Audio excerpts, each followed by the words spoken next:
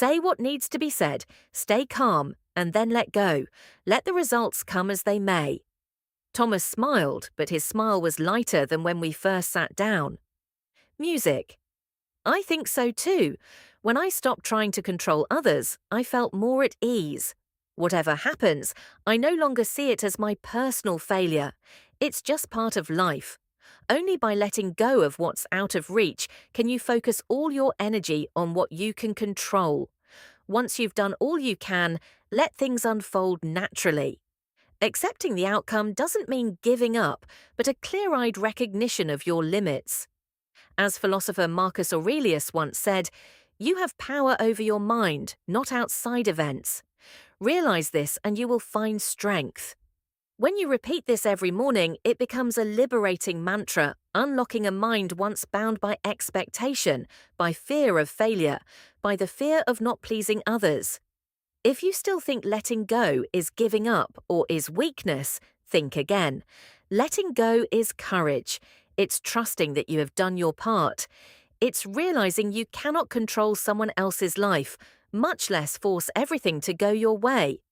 It also means you're ready to accept all outcomes, even when they're not what you hoped for.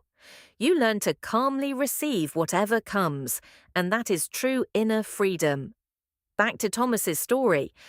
After our meeting, I noticed he changed.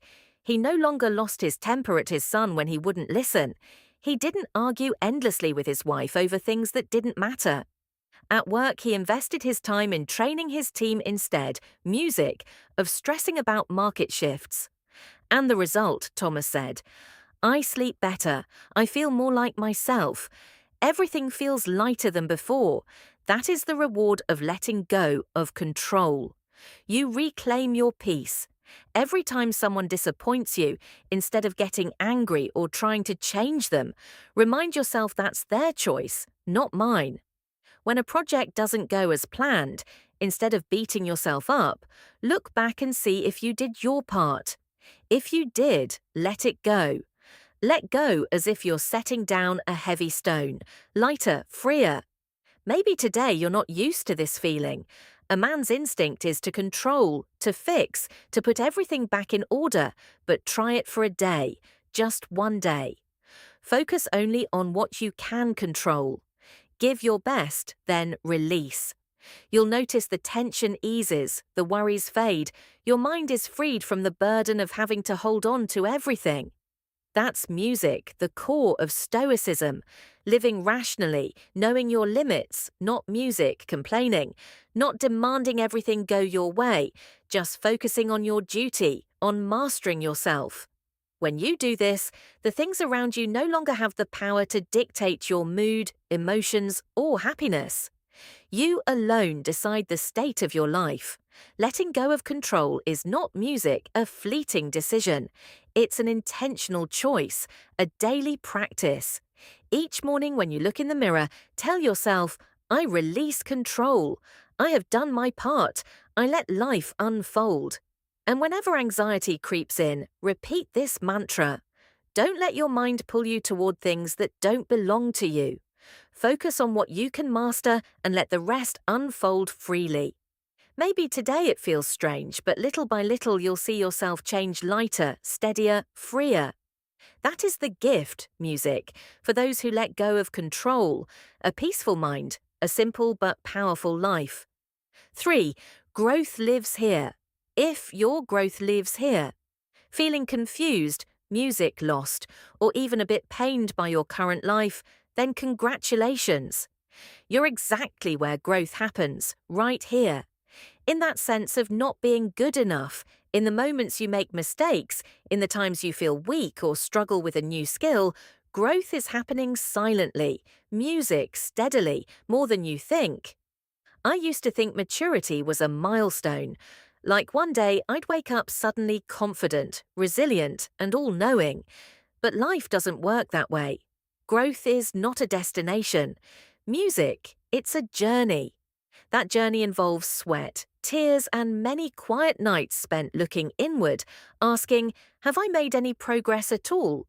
It's those days you wrestle with something new, feel clumsy, and sometimes are embarrassed by others who seem better.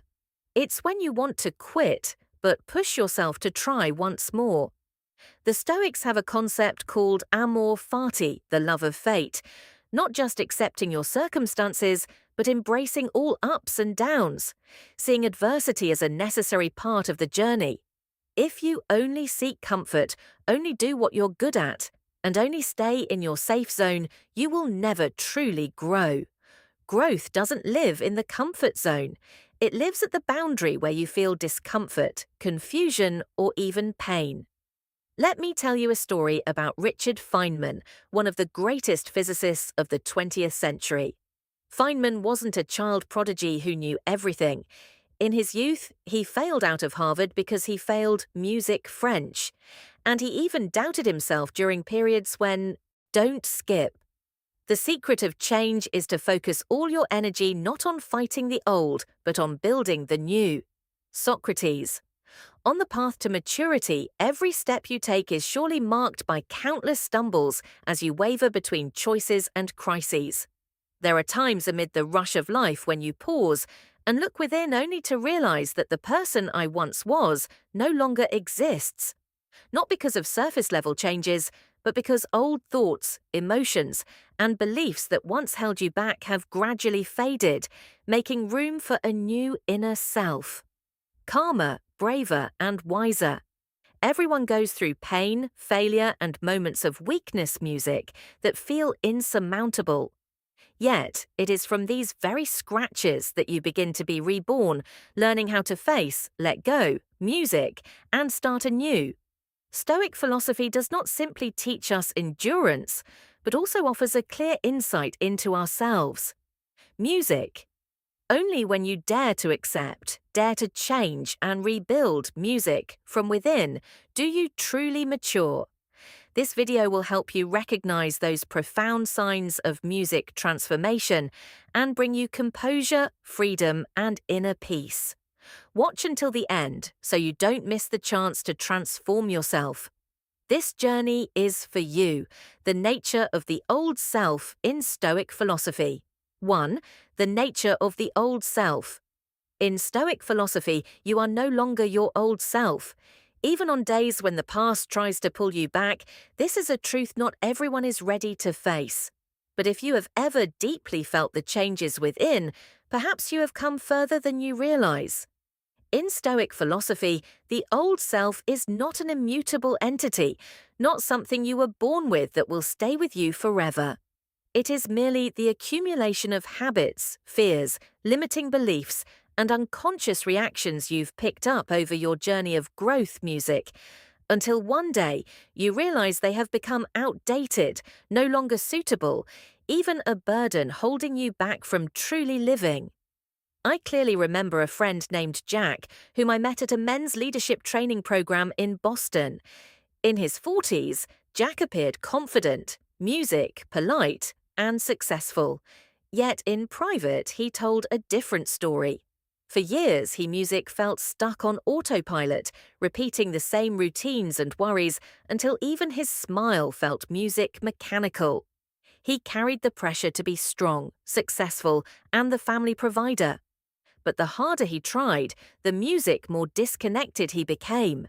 He grew sensitive, easily frustrated, afraid to try new things, and constantly felt it was never enough despite others believing he had everything. Jack is the typical example of what Stoic philosophy calls the old self, a collection of old fears, music, instinctive reactions, and stories he told himself to protect against insecurity. The old self caused him to overreact to his boss's criticism, become music frustrated in traffic jams, and snap at his wife and children for no reason. It was also the voice whispering to him each night, music. You must not show weakness, you must endure, you must please everyone. And you know what happens when you live too long with the old self? You gradually lose the joy of music living, can no longer feel freedom, and lose the curiosity and music desire to challenge yourself. In every case, the most frightening thing is not change, but not realizing you're trapped in the old. The old self is what makes you constantly worry about things, music beyond your control. Other people's thoughts, other people's success, and external validation. It pushes you into a state of constant anxiety. Music causes intense reactions to any failure and leads to music self-destructive behaviors without your awareness. In truth, music, none of us grows up without these layers. But the problem is that many spend a lifetime music just defending those layers rather than truly discovering and stepping outside of them. If you've ever lost sleep over a small mistake at work, snapped at your child over nothing, and then blamed yourself, sat alone feeling empty even when surrounded by family, music, and achievements, know that this is a sign the old self is holding you back. But you can absolutely choose differently. Epictetus once said, "No man is free who is not music, master of himself." True freedom is not in circumstances, but in your ability to control your own thoughts, emotions, and choices. Music. The turning point for Jack began when he dared to share his fear of failure with a friend. When for the first time he apologized, music, to his son for losing his temper.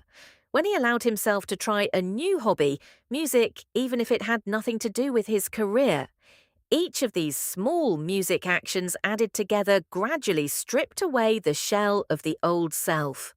Over time, Jack felt calmer under pressure, reacted music less negatively, and began to proactively create his own value rather than living by someone else's definition. This is a quiet music transformation. It's when you